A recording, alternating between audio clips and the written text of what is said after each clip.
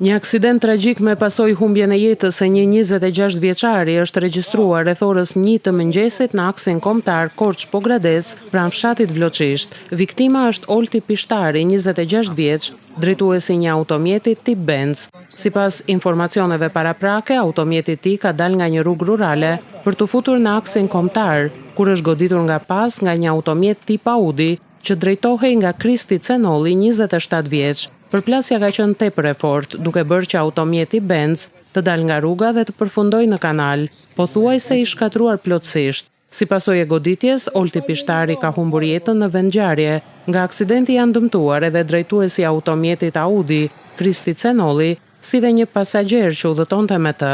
Të dy janë transportuar në Spitalin Rajonal të Korçës, ku po marrin mjekim dhe ndodhen jashtë rrezikut për jetën. Burime nga vendngjarja bëjnë me dije se një nga pistat që po hetohet është shpejtësia me të cilën po lëvizte automjeti Audi, por shkaku i saktë i aksidentit pritet të përcaktohet nga hetimet. Grupi hetimor ka kryer veprimet në vendin e ngjarjes dhe po punon për zbardhjen e plotë të rrethanave të këtij aksidenti tragjik.